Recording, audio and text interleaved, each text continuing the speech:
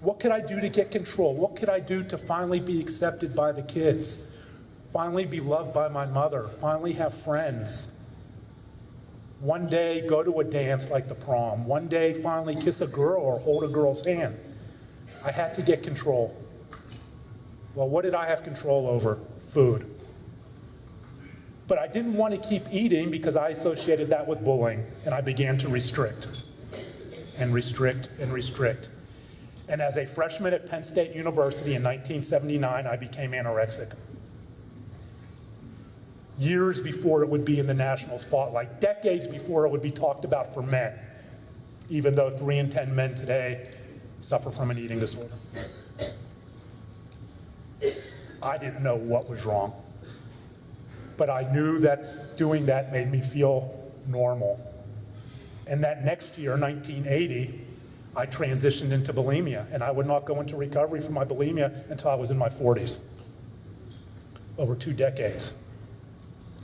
And in 1987, I discovered something that literally changed my world for a few moments, that changed how I thought about myself, that finally, for those few moments, I could look in the mirror and say, that person is loved. His mother loves him. He is not bullied. He is accepted. He will finally go on a date.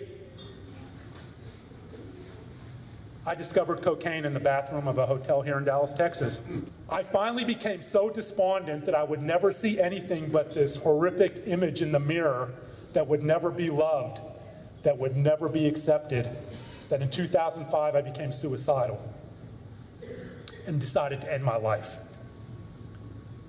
And it was close. In the summer of 2005, my 2 brothers, Mark and Jeff, came into my house. I had a weapon on my nightstand, drugs everywhere, alcohol everywhere, and I was literally within that zone of using that weapon.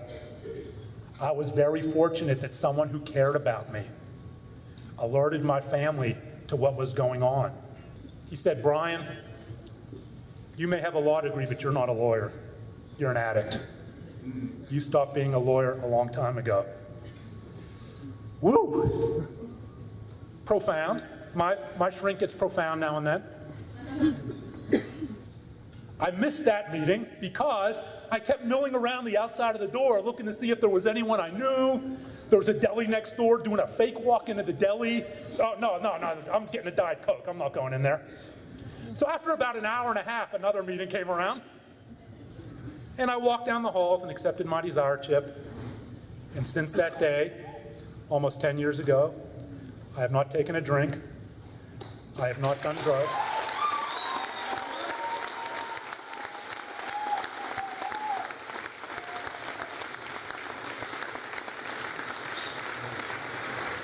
Was it easy? No. I had to overcome a lot of co-occurring disorders and deal with all of those all at once. There has been, a 12-step, there has been a lot of therapy, a lot of different kinds of therapy to make me feel better about who I am.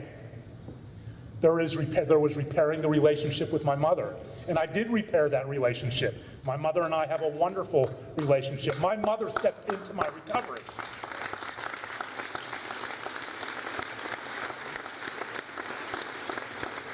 My mother sat down with me and we talked about how she was raised, what she went through, the tools she was given as a young mother in the 70s. And once I understood that, I realized that both scientifically, because it's not causation, and it just wasn't her fault. And once I realized that, I was able to let go of the anger. And once I was able to let go of the anger, I was able to forgive.